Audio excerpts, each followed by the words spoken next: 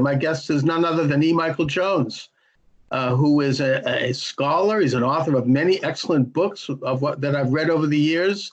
Culture Wars magazine, available online. He's got a new book coming up, Logos Rising. Michael, thanks for joining me today.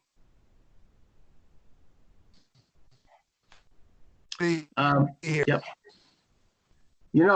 This whole situation right now with the coronavirus actually reminds me of a book you wrote years ago called Monsters from the Ide, The Rise of Horror in Fiction.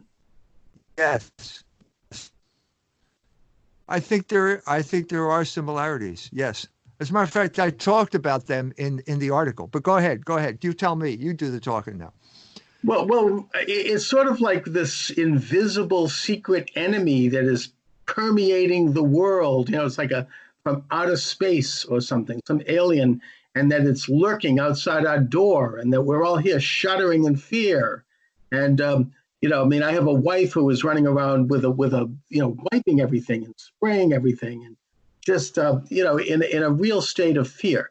And I'm not suggesting here that this isn't a big problem. I mean, there is a reality, which is that we are dealing with a virus. I can speak to this. My daughter has it. She's fine, thank God. She's better. She's going to be free of it in a matter of days, and then she'll be joining us again. But so I don't in any way question the reality here, and I tell people to be careful. However, you talk about in your essay a very interesting dichotomy between what you refer to as reality and then things of the mind. And the reality is the virus. The things of the mind gets into, first of all, the origins of the virus, whether or not this is some kind of a natural phenomena, or whether we should look to growing evidence that this might be a biological weapon that came out of China, and also the politics of this. It is a little too convenient how this has resulted in what can only be described as a virtual medical martial law. Right. We're all stuck in our homes now. Right. We have lost our liberty in the real sense. Right. You're right. Yeah, categories of the mind and categories of reality. And I tried to point out that for centuries now, the English ideology is to basically base their political system or some category of the mind on an indisputable category of reality, as if to say their policies are as indisputable as the reality that they are talking about. Well, that's not the case. They're two separate things. And the best example I can give would be feminism. Okay? Mm-hmm. Woman, obviously, the world is divided up between men and women. You can't deny that there are women out there. It's indisputable. And then the next step is, well, if you accept that, then you have to accept women's rights, right?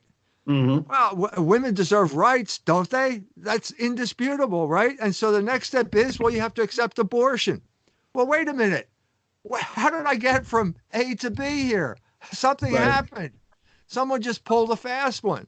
And the fast one that they pulled is substituting a quick switch between a category of the mind, a category of reality, to suddenly a category of the mind.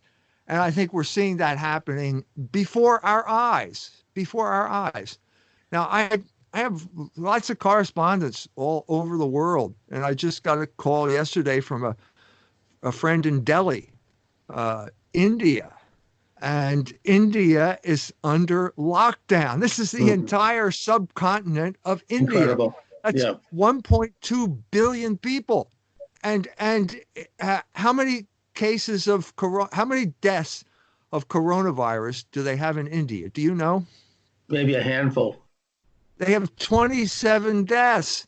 Yeah, that's crazy. I can't. Math was never my strong suit, but I can't even calculate what percentage that is of 1.2 billion. So you basically lock down the entire country because of 27 deaths. I mean, I was in Calcutta. They pick up that many bodies every morning of people who just drop dead on the streets of Calcutta. And in doing this, they have created enormous economic dislocation. primarily because there is a class of people in India, they're known as the untouchables or the Dalits. And these people live from hand to mouth. And they are basically day laborers. They get hired a day at a time. And at the end of the day, they get their salary, and then they go home and they buy food, and that's how they survive. Well, they're all out of work.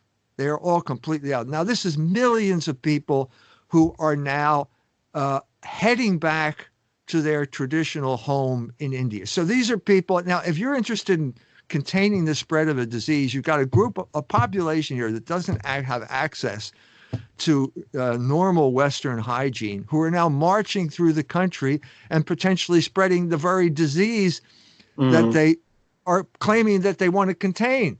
So there is an element of irrationality that's starting to emerge. And in this irrationality, I think we start to see that the hand of the government and what the hand of social engineering and what the government hopes to achieve by manipulating this disease.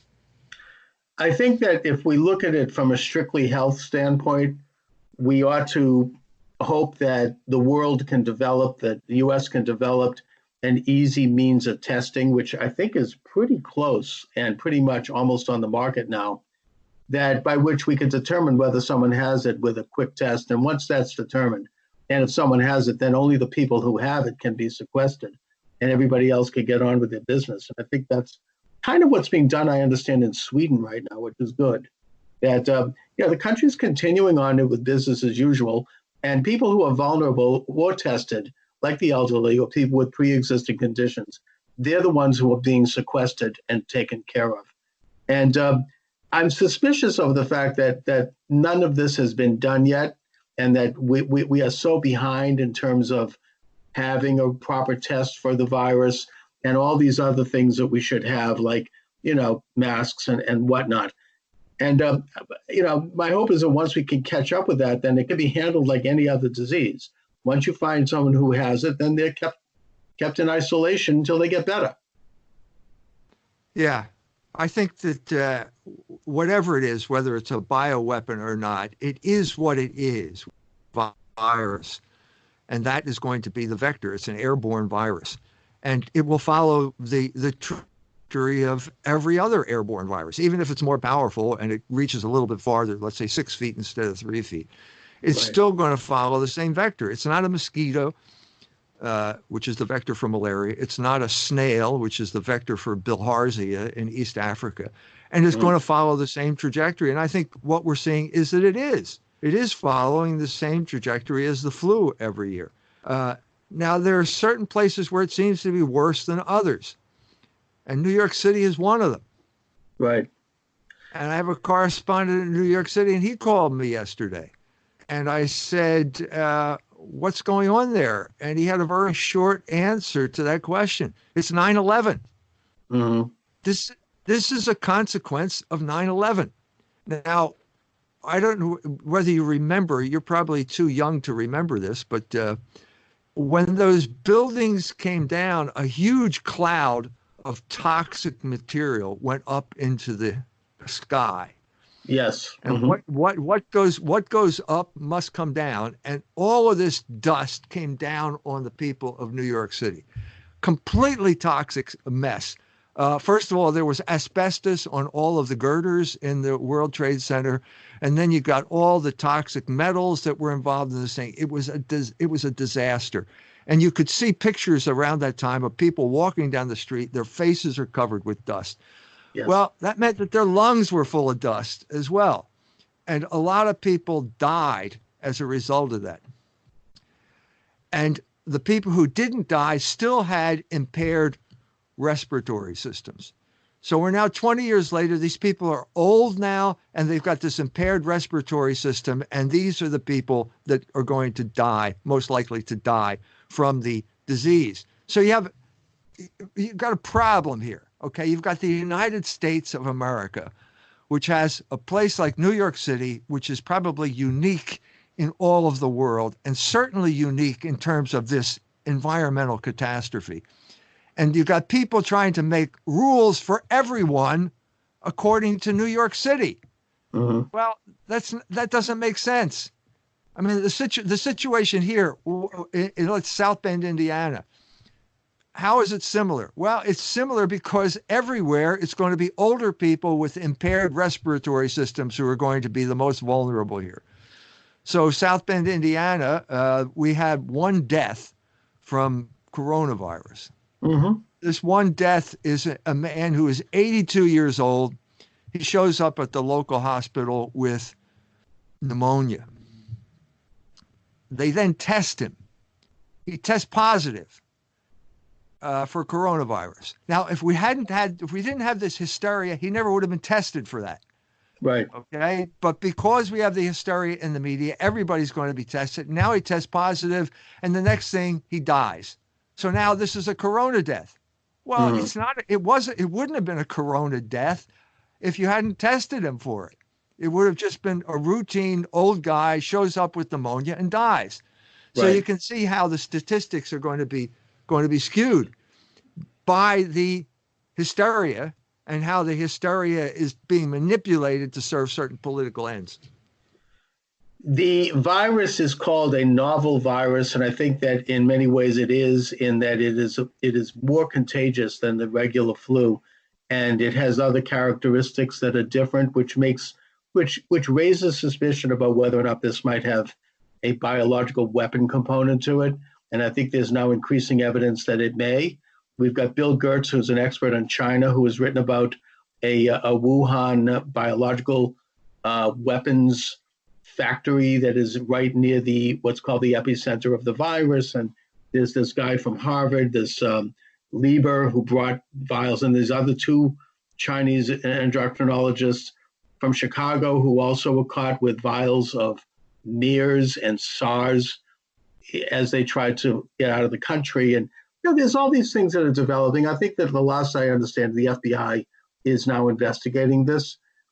And that brings up a question, of course, regardless of whether or not it does turn out to be the case, that this whole situation, the way it stands right now, is a little too convenient and a little too neat in terms of an agenda by the oligarchs, by the ruling class, what we used to call the Eastern Seaboard liberal establishment, people who are the globalists, people who want to get rid of, national borders and nationality and individual freedom and all of the other things that human civilization has been trying to assert since the beginning of time.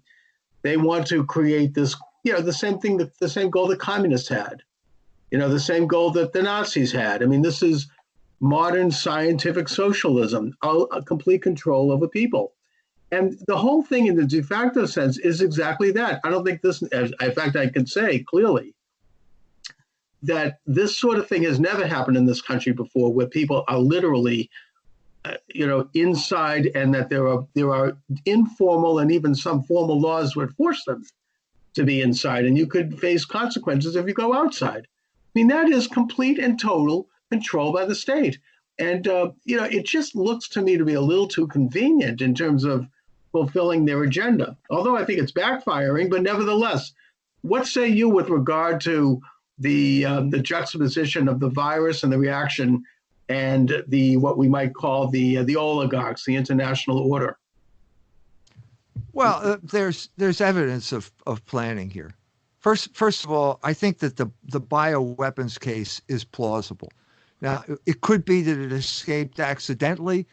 If you're smuggling this material in your socks on a commercial airline, you're not taking precautions.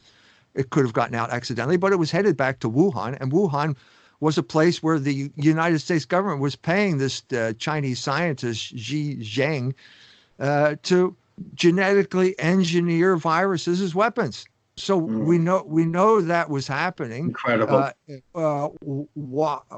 You're not making weapons unless you're planning to use them at some point. And maybe this was a time they thought that they could get away with it. China, I think the United States has motive to attack China. I think we've already been in a struggle with China over trade issues. And the Chinese government certainly feels that there was an attack.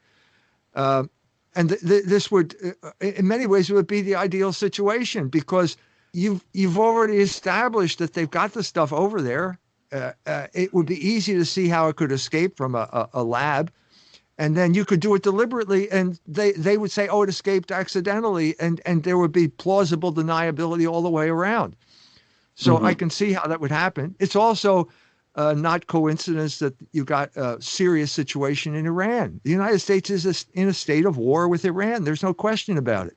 Right. And would someone like Mike Pompeo have scruples about doing something like this? I don't see it. I don't see the man has scruples about anything.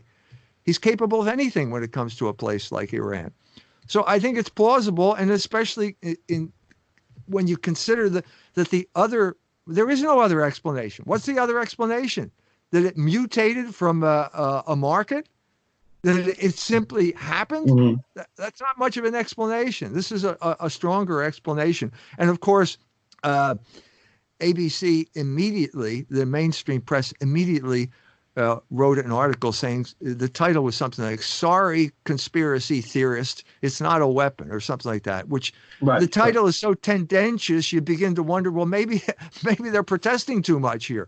You know, maybe what the real story here is that the mainstream media have lost control of this story, that the internet is driving this story, and the mainstream media are trying to catch up with the internet in that regard.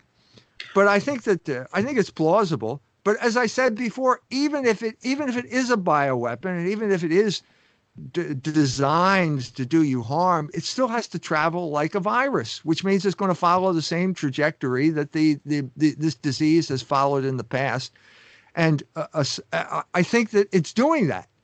It's doing that, and the results, as I said, the results in India are an extreme example, but they don't warrant a total shutdown of everything in the country. And so when you do have this total shutdown, and then you do have prior evidence, like the Rockefeller Foundation, I quote that study, scenario planning of the Rockefeller Foundation. It's almost exactly about like what happened.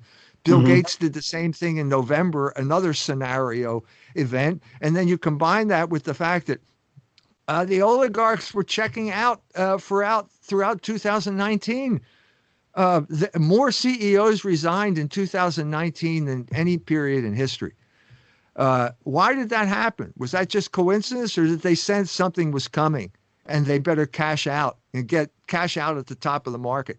And if that isn't convincing enough to you, then you have the Representative Burr from North Carolina, who's on the subcommittee about health, and he cashes out within days, before the crash in the market, because he's got information about some type of health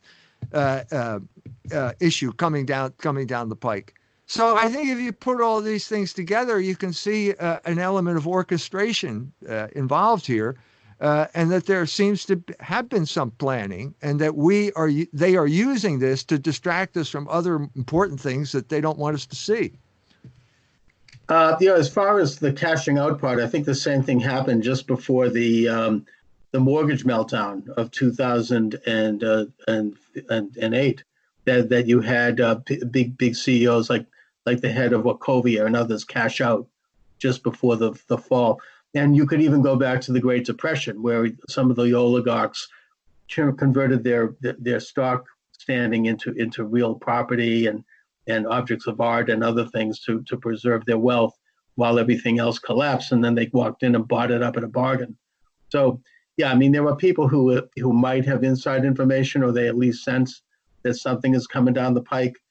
We're talking about theoreticals here in terms of the United States being involved. I mean, I really have a lot of problems with that. I think that it's probably more likely that China was involved in it. The communist Chinese don't care about their own population. They would be more likely the bad player here in terms of releasing this biological weapon and then letting it spread to other countries, particularly the United States now. But of course, you and I can't know for sure because we don't have inside information. What we do know, however, is that the reaction to this event has played right into the hands of the oligarchs, and also there's a plus side to it, which we can get into next. But right now I want to talk about the actual reaction, which is that this is the dream of the communists, of the, of the, of every totalitarian system going all the way back in time. The ultimate complete control of people, their movement. We are being moved around like cords of wood. We can't leave the home. We have lost, in the de facto sense, all of our rights guaranteed by or recognized by the Constitution. You have, you can now in some quarters, I've heard already that people are being at least fined. And if you're fined, that means you could be arrested because you've committed a crime for leaving their home, for going to a supermarket, for sneezing in public. I mean, this is something that, look, I'm not going to deny the fact that we have a contagious disease here. I can speak to it. It's real. But it all, the politics of this is very concerning. I mean, we have, we've basically rolled over and given up freedoms in the name of safety, which is exactly what Benjamin Franklin warned us not to do. Are you talking about the United States when you're saying people are being fined for leaving their house? Yes, I am. There's a couple of. I knew about reports of that from Europe, but I didn't know that there was happening in the United States as well. I think there's already been. I saw the Drudge Report this morning. There's been reports from a couple of places around the country where people are being fined and where people are being charged. There's one guy being charged as a terrorist because he sneezed in a supermarket, and the claim is that he did it deliberately. And I mean, it's just we seem to be moving down that path, and it's just I'm not saying that this is happening in the literal sense, in the de facto sense, in the United States, but it does seem we're being conditioned for it. We're being conditioned to accept it, I think, and to look upon anybody who violates these ideas because they're running around as being, enemies of the people, enemies of the state, I just, it's very concerning, and we can all feel the practical results of it right now. Yeah, I think it's a combination of AIDS and 9/11. I mean, Okay. I've been thinking a lot about Hegel lately. There's a whole chapter on Hegel in Logos Rising, and a kind of dialectic progression here. So you have AIDS, which is basically a disease that was a lifestyle disease among homosexuals, which then got instrumentalized when Margaret Heckler announced in 1984 that it was caused by a virus. Mm-hmm. And as soon as you say it's caused by a virus, well, then you immediately absolve any of the people who get it from any responsibility for contracting it. Right. Which is the exact opposite of what it meant before that time, because everybody knew it was a homosexual disease. It was based on homosexual lifestyle practices, and all right, I'm not one of those people. I'm not going to get it. So tough luck. I feel bad for you guys, but it's your own damn fault for acting that way. Well, all that changed is when you turned it into a virus. And then on top of that, as soon as you have a virus, well, then you start talking about a cure. And she announced in the same press conference that there was going to be a cure soon. And then so when the homosexuals, they hear this and then they start, well, what does soon mean? Like, I need it right now. I'm dying or something like that. And the pressure starts mounting and they cave into the pressure. The government does, and they approve AZT, which is chemotherapy. It was never allowed as medicine. It was so toxic they wouldn't go near it as medicine. Suddenly, because of pressure, people like Matilda Krim, for example, putting pressure on the government, they approved it, and it killed probably more homosexuals than the disease was killing. Right. And the difference between Magic Johnson and Arthur Ashe is that Magic Johnson started taking it, felt sick, and said, "I'm not taking this anymore," and he's alive today. And Arthur Ashe kept taking it, and he's dead. So that's the first step. Okay, you got to. They declare it's a virus. In other words, whatever it is, there's a category of nature. They apprehend it with their category of the mind, and they say it's a virus. When lots of people said, no, it's not a virus at all. And then they act on that, and then you've got the result. And then you have 9/11, which is another chapter in disaster capitalism, where you use an event. It's an undeniable event. Look at your TV screen. I mean, there's the tower. Yes, of It course. came down. Look at it. It's obvious that it happened. So therefore, you have to do what we say. Well, wait a minute. First of all, you didn't even explain how the tower came down, did you? And then you never explained Building 7, did you? Nothing touched Building 7, and that came down just like the same way the other one did, as free fall, which is indication that it was demolished by explosives. But that's never been answered. And if you say that and you're a professor, you will get fired from your job. Right. So Yeah. that now we have a new culprit, and now it's a terrorist. Okay, so the Hegelian dialectic says that's step one. Now you have step two. You combine the two of them, and now you have step three, where, as you mentioned, if you sneeze in a supermarket, you're a bioterrorist, and you can be apprehended now for the state of your medical condition or whatever. But it's all done in the name of science, and all we're trying to do is help you. Well, I mean, what we've realized, I think, is that this is a confected narrative. It's a category of the mind that is imposed on reality to allow for certain political measures. That's what we're seeing. I think it's inescapable. Even with all of the unanswered questions, it's inescapable that that's what's happening. And the best, a classic example in this regard is France. France had yellow vest protesters since 1918, sure. And Macron couldn't do anything. No matter what he did, the demonstrations would not stop. Well, this solved that problem. And now you have medical martial law, and now you do have a situation where you have to basically download a permission slip from the internet to be able to go outside and go to the grocery store or walk your dog. That's the situation. And then, okay, so that solved Macron's political problem for him. Okay, but then you have to look into, well, what is exactly the type of world that is being created here? I mean, you mentioned horror movies. There's a sense in which this is like a scenario from a horror movie, but we live in a world now where you can't go to church, but you can get an abortion. Who decides that church? Who decides that abortion is an essential service and the church is not an essential service? Who makes that decision? I'm starting to see a pattern emerging here. In other words, you're creating a world for us according to what you think is important, you meaning the oligarchs. And I'm starting to understand that world now because of what you just did. The other thing, of course, is pornography. You can't go to church, but Pornhub is now going to offer free premium subscriptions to its pornography channel to the people of Italy, just to show what great humanitarians they are.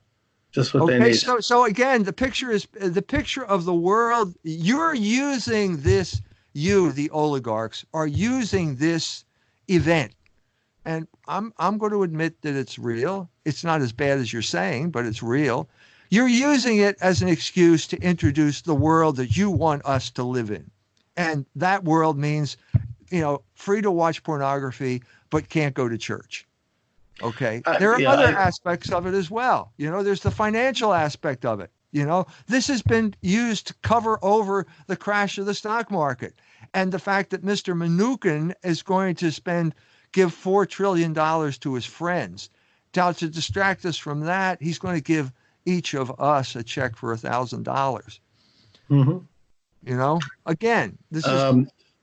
I think that, first of all, I think that the Drudge Report today pointed out that there is a minister who is being fined because he held a session in, I think, Florida, like a mega church type session. And I know that New York City has said that they're going to shut down synagogues of Orthodox Jews because they're not, they still have their minions. They're not stopping that. So, religion's under assault. As far as the the AIDS virus. I mean, I was critical at the time of the fact that I think the gay community and their leadership ignored the problem because they were more interested in the sexual revolution than they were in the life and the safety of their own people. So they were like, go to the bathhouses, just live your life, do whatever you want to do. And in fact, I was criticized for that when I ran for Congress against Barney Frank in 2004, that I was, oh, you're a homophobe for bringing that up. And I said, look, Frank could have saved lives as a gay leader if he had simply stood up and said, look, let's not do these practices right now until we get beyond this disease. But that didn't happen because they were more interested in the sexual revolution. As far as 9/11, the government stepped in and promoted the homosexual as the ideal citizen. They stepped in and saved homosexuality because they knew they were going to use it, as we've seen, recently with right. And in this case, they did so at the expense of tens of thousands of gay people who died horrible deaths, and they didn't care about that. All they cared about was advancing their sexual agenda. Now, right. As far as 9/11, yes, there's something about that seems fishy to me. I don't know anything insider on it, but I do think that there was a problem with international Islamic terrorism and jihad. That wasn't just in this country. That was happening all over the world. That seems to have abated somewhat, but I do think that was a real threat. That doesn't mean that we had to suspend civil liberties and we all have to take our shoes off at the airport every time we go on a plane. But it was a reasonable thing, I think, for this government to take precautions against that for the same reason we took precautions against communism in the 1940s and 50s when that was on the all of those things were instrumentalized. I don't think those dudes with box cutters did it.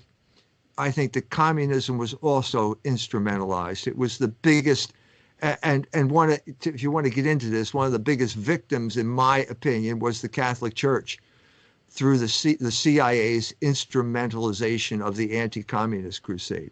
There was never the threat to the United States that the government claimed during that period. Okay, well, look, Mike, we're going to have to agree to disagree on certain things with regard to that. What I will say is that the Catholic Church deserves a lot of credit for being one of the bulwarks against communism. You had Cardinal Mindszenty in Hungary being put into prison. You had a cardinal in, I think, Yugoslavia as well, I think in Croatia. And that these men stood up against, they stood up against communism. And of course, John Paul II, I think, played a very key role in collapsing the Soviet Union when he held Mass in Poland, the largest gathering in history. I think there was almost 1 million people came out, and he spoke about God and he spoke about Christ and he preached. And that was the beginning of the end. They couldn't fight that. Same thing with Reagan when he was in Moscow. He spoke about God, he went to church. But again, Chuck, I think we have to distinguish between categories of reality and categories of the mind here. Okay, I'm not going to deny that there was such a thing called communism. I'm not going to deny that it was a terrible thing. Okay, but at the same time, the meaning of that for Americans got imposed on us by people who had a certain political agenda in mind. Mm-hmm. And I'm thinking about people like C.D. Jackson, who was simultaneously employed by the CIA and Time magazine, who said in 1953 that the United States had lost its best salesman. Who was he referring to? He was referring to Stalin and the death of Stalin. And this was instrumentalized for certain ends. And I think that the Catholic Church was taken for a ride during the 1950s and basically encouraged to side with a group of people that did not have their interest in mind and was working against them simultaneously. Well, you're obviously the expert on Catholic issues. I mean, from my outsider perspective, I think that the 1950s was the pinnacle of Catholic morality in the world. I mean, it was really stood up for the right side and continued to do so. I read a book a while ago about this by a Catholic thinker, something about Goodbye, Good Men, I believe it was called. I don't know if you're familiar with that. And it dealt with this pinnacle, and then how things started to degrade when you had the social engineers go into the seminary and start to talk about legitimizing homosexuality and whatnot. And that he documents how that they kind of wormed their way into the subverted the church. But that's a different subject. I want to get back to the virus and what we're dealing with right now. The aspect of this that I think has backfired on the establishment, even whether or not they caused it, whether or not it's biologic, the thing is that they're riding it and they're using it. It's like what Rahm Emanuel said, never let a good crisis go to waste. And they're not letting it go to waste so quickly. I think a good example is that every time President Trump, who I think is on our side, speaks up and mentions, hey, we have this possible cure here, the chloroquine or whatever, they attack that. Anything, in other words, they want to prolong it long enough to really do damage on both our economy and on our psyche. But the positive aspect is that people are realizing, and we kind of talked about this before going on the air, that it is a great tradition in America, it's a great tradition in humanity, to be prepared for crisis individually, to have enough supplies to last you, 4 to 6 weeks, to do things at home with your family, to homeschool. I think this is an opportunity, and they're already complaining that people are realizing they don't need these massive government-run high schools and schools, that they can teach their children their way at home, and that these children are going to end up better off. They're going to learn how to think cognitively as opposed to sitting there in a propaganda room and being preached to and treated like monkeys. So there are positive things that can come out of this if we understand them and if we talk about them openly and start to use them. And then at the end of the day, once this thing is over, the other thing is that offices and businesses are now realizing that they don't need these massive office buildings in the downtown cities because people can work from home. They can telecommute. My wife is telecommuting. Everybody can sit at home with their computer and telecommute and then have time with their children, have time with their family, have time with their spouse, have time to go out and walk around. It's, we're not going to be like tethered to these big offices. So I think there are going to be some positive shifts, perhaps, in our society, societal shifts. These are the sorts of things that are studied by sociologists that are good and that are possibly quite positive. What do you think, Mike? Well, I said that there's never been a time when God hasn't been in charge of human history. And Hegel talked about the cunning of reason, how the intentions of wicked men get thwarted by God and turned into good. And I can see that here to some extent. Roberto de Mattei talked about the end of globalism. A lot of people are talking about the end of globalism. Yes. And suddenly it turns out that borders are important. I mean, Exactly. we're all talking about the border between Indiana and Michigan. Whoever talked about the border between Indiana and Michigan before? But if you look at, let's say, the difference between Italy and Germany right now, it seems that there's a significant difference in how the virus is acting in those two countries because they have two very different cultures. Just to give one instance, northern Italy is a very polluted place, and the lungs of the people there are compromised. There's no question about it. Germany is a country that has always taken environmental issues seriously. And so they may not have the same lung problem in Germany that they had in Italy. So I mean, what we're saying here is that there is a real difference between these two countries. And the borders are important because they define real differences. These are categories of reality.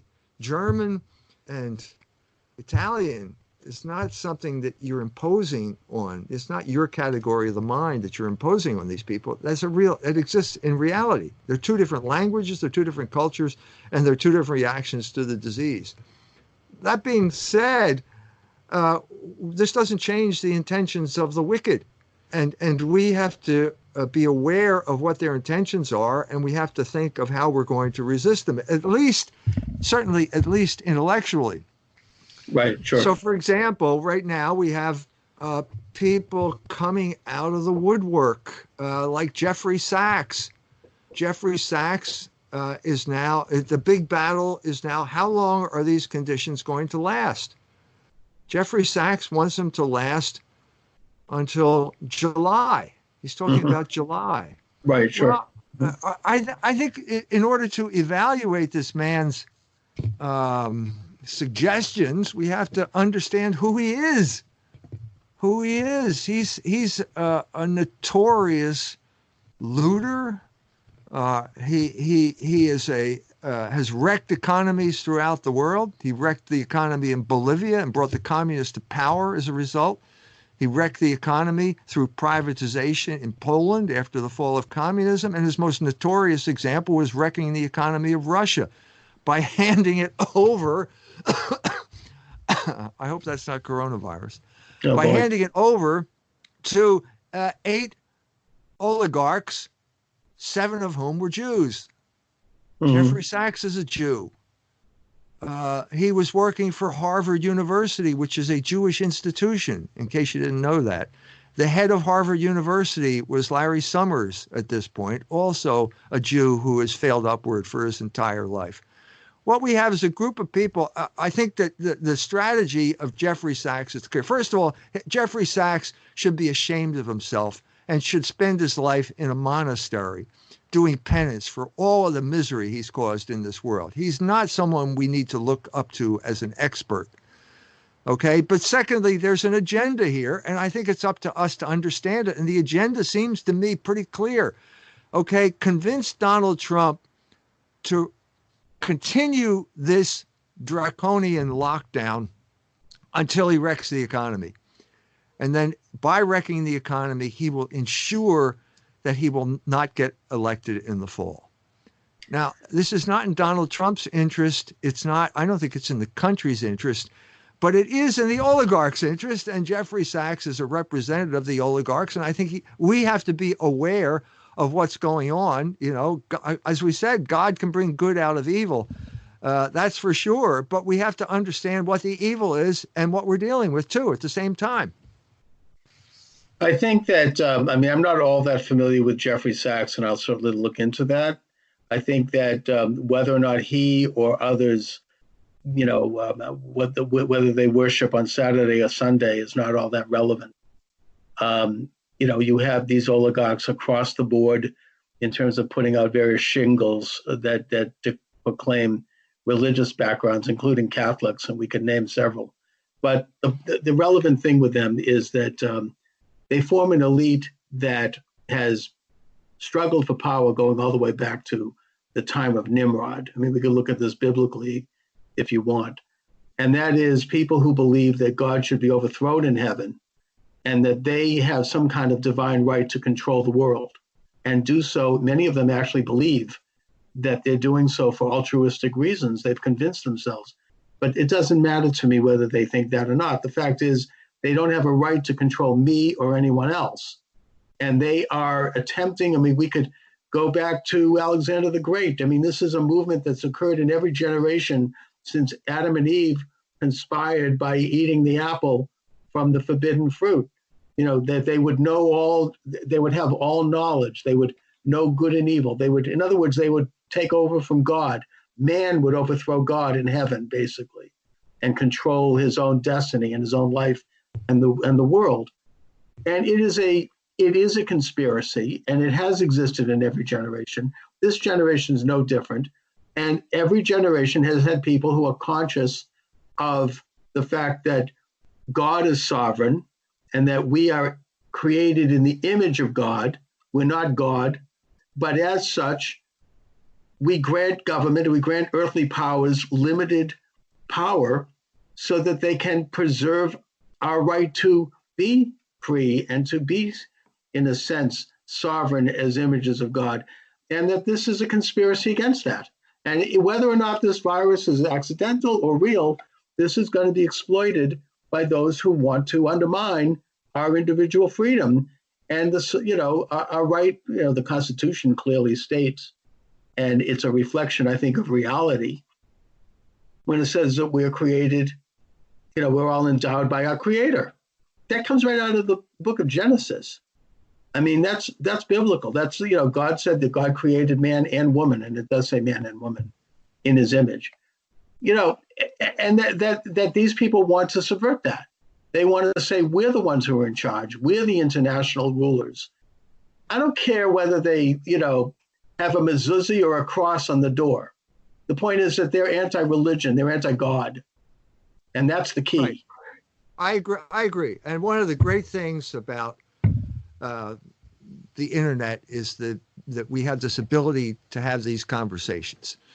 And I'm grateful for that. And I'm grateful for the opportunity you've given me to talk about this.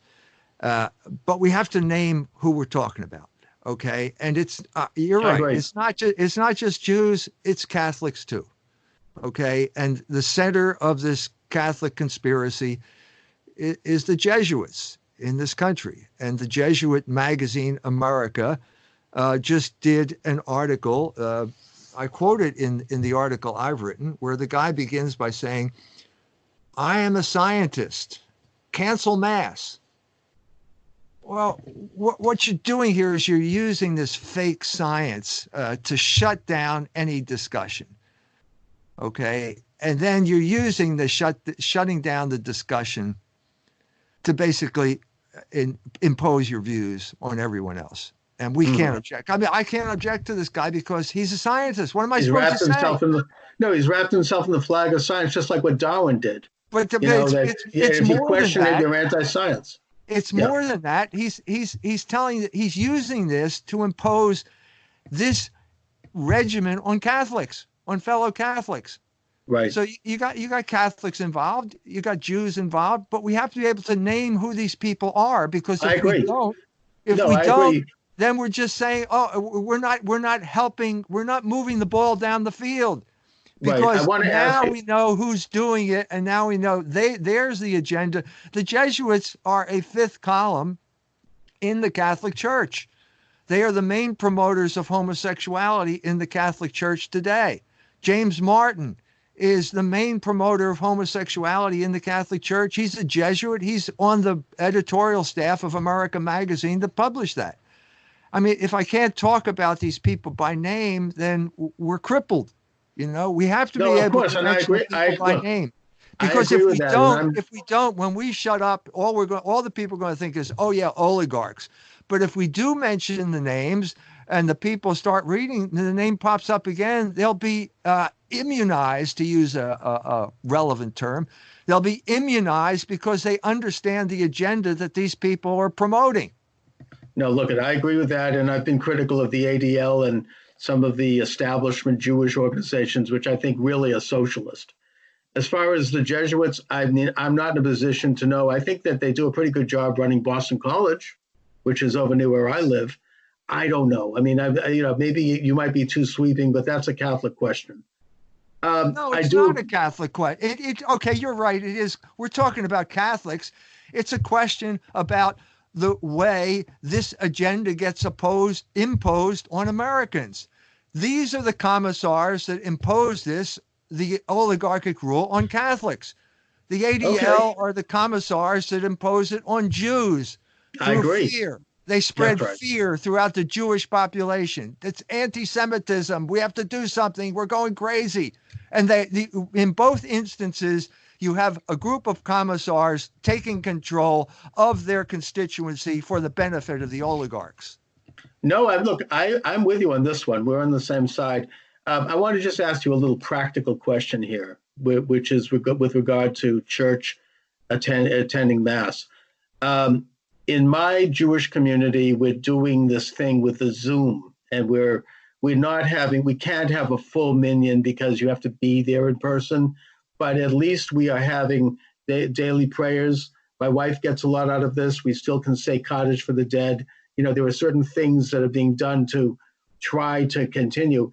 And if anything, there are more people who are interested in it than might have otherwise been going to the synagogue. So is the Catholic Church doing anything equivalent to that in terms of making sure that people get some, you can't obviously have the full sacrament unless you're there, but are there any services being done with Zoom or anything online? Yeah, there are televised masses. unfortunately, you cannot have a Catholic Mass on television.